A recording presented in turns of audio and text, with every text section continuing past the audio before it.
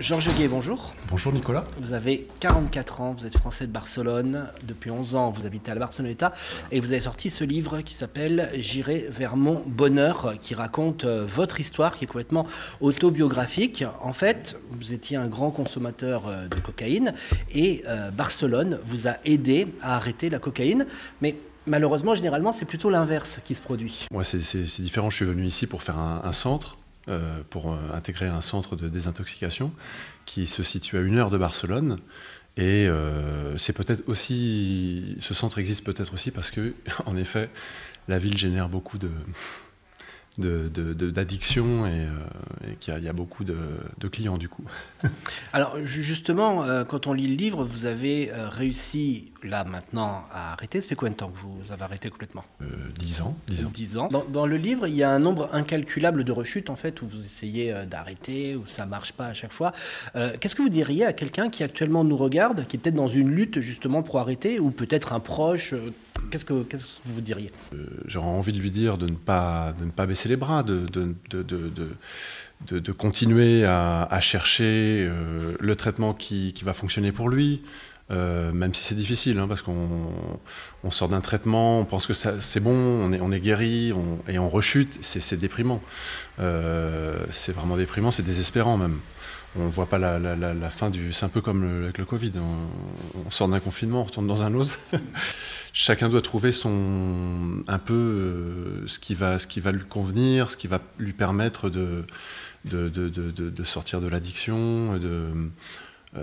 Donc ça peut être des fois à travers les narcotiques anonymes, pour certaines personnes, les réunions des narcotiques anonymes.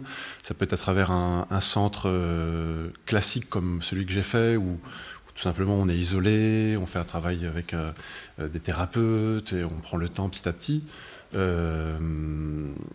Ou à travers le yoga, toujours conserver, même si c'est une toute petite flamme, elle peut venir de l'extérieur, de quelqu'un qui croit en vous, qui continue à croire que vous allez vous en sortir, ou quelqu'un qui continue à vous aimer, votre mère ou votre père, enfin je sais pas, une personne qui est importante pour vous, qui croit que il faut se raccrocher il faut se raccrocher à tout ce à quoi on peut encore se raccrocher.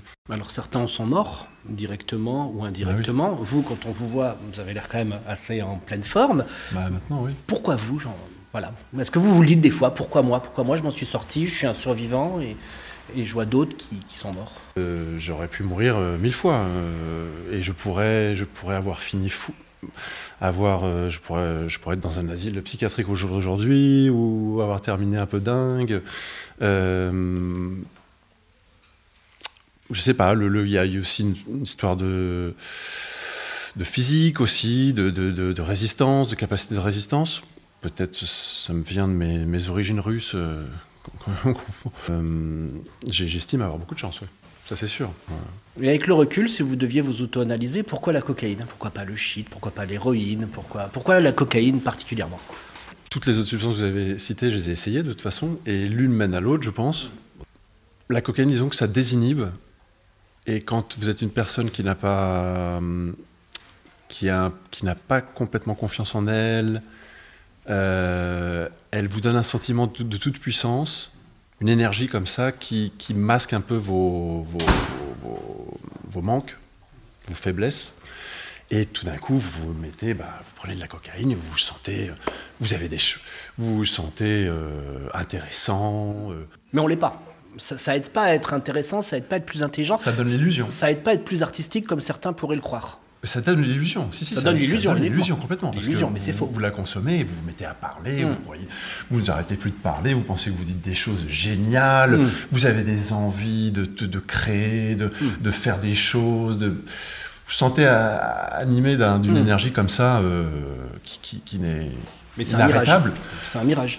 Bah oui, parce qu'au final, au bout d'une demi-heure, l'énergie, vous êtes en descente, comme on dit, et vous êtes obligé de retourner au produit pour retrouver ce truc, ce coup de fouet. Et ça ne s'arrête pas, c'est un cycle comme ça jusqu'à la fin de ce que vous avez acheté comme substance en quantité. Et puis après, vous vous rendez compte le lendemain, le nombre de conneries que vous avez dites, que vous n'avez rien fait de ce que vous avez dit que vous feriez, que, enfin, du vide, quoi, en fait, de l'inutilité, du brassage d'air, un peu. Mais vous avez honte aujourd'hui ou pas? Honte, non. Il faut s'assumer. Et c'est aussi pour ça que j'ai écrit le livre. Si j'avais eu honte, je ne me serais pas livré complètement. Pendant 10 ans, mon addiction m'a éloigné de ma passion, qui était aussi à l'époque le théâtre, le jeu, le métier d'acteur. Et moi, qui depuis mes 15 ans jouais tous les ans dans un spectacle, dans un film, je vivais vraiment ma passion au quotidien. Et le fait que chaque année accumulée de mon addiction, je voyais que cette addiction m'éloignait de plus en plus de la création.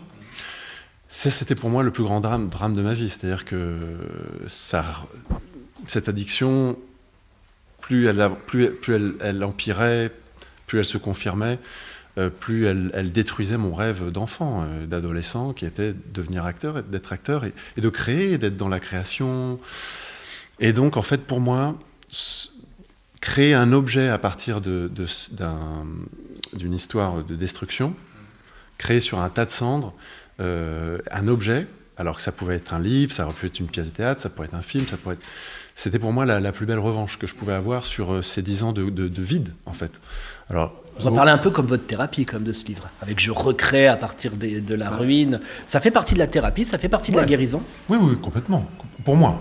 Après, tout le monde ne va pas écrire un livre après s'en être sorti, mais pour moi, oui. Parce qu'aujourd'hui, par exemple, c'est vrai qu'il y a une contradiction entre le fait d'avoir sorti un livre où je me livre presque... Enfin, je me dévoile complètement, vraiment... non. En même temps, il y a une certaine pudeur parce que je suis pas, non, c'est pas extrême, c'est pas trash, mais tout ce que j'ai réussi à, tout ce que j'ai été au bout de ce que je pouvais dire, de ce que je pouvais révéler. Et en fait, c'est libérateur parce qu'aujourd'hui, je pense beaucoup moins. Tout ce poids que j'avais, que je traînais, etc. C'est comme si je l'avais évacué et livré au public, quoi, en fait. Et le fait de le donner au public, ça m'a débarrassé, ça m'a libéré, moi. Vous êtes mort au début du livre. Pour ceux qui vont le lire, qui vont le lire, pardon, vous êtes mort. Bah oui. C'est une image forte. Très fort. Ouais. Parce que quand on a vraiment, on va au fond on est au fond du trou. Je vais vous dire que vous êtes à votre 5e séance de désintoxication. On sent la difficulté, justement, là-dedans, oui, du parcours du combattant. Ça fait 6-7 ans que ça dure, vous ne voyez pas où vous en sortir. Plus la famille également. Ah oui, non, puis vous êtes dans un mauvais rêve, dans un cauchemar. Vous dites, c'est ça ma vie, c'est ça, c'était mon destin, ça, cette espèce de loose, c'est mon destin, c'était mon destin, alors que j'avais une passion dans la vie, j'avais tout pour moi, j'avais des qualités, etc. Et je me dis, mais c'est pas possible d'être tombé aussi bas, c'est pas possible qu'on en reste là. Vous êtes guéri à 100% aujourd'hui ou il y a toujours la peur de rechuter? Il y a toujours la peur de rechuter. Il y a des gens qui consomment devant vous encore aujourd'hui? Ça m'arrive de me retrouver dans des situations où les gens boivent, les gens fument un joint, mais des gens qui prennent de la cocaïne, par exemple, non.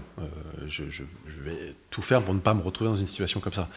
Me retrouver dans les ambiances dans lesquelles je me suis retrouvé avant, ça sort de question. J'ai fait le tri, j'ai aussi aujourd'hui un entourage sain et ça n'a rien à voir. Après la sortie de ce livre, professionnellement, comment ça va? C'est quelque chose qui va ouvrir des portes dans votre métier, qui va peut-être fermer des portes? Vous voyez ça comment? Fermer des portes, c'était une crainte à un moment donné, parce qu'on se dit, est-ce qu'on va me juger? Est-ce que si un réalisateur, un directeur de casting connaît mon histoire, est-ce que ça va être négatif pour moi? Mais en fait, le retour des gens, c'est le contraire. Au contraire, il est positif. On respecte le fait que mon histoire, on respecte le fait que j'en ai parlé. Ça provoque même beaucoup de respect, de l'admiration même, je vois.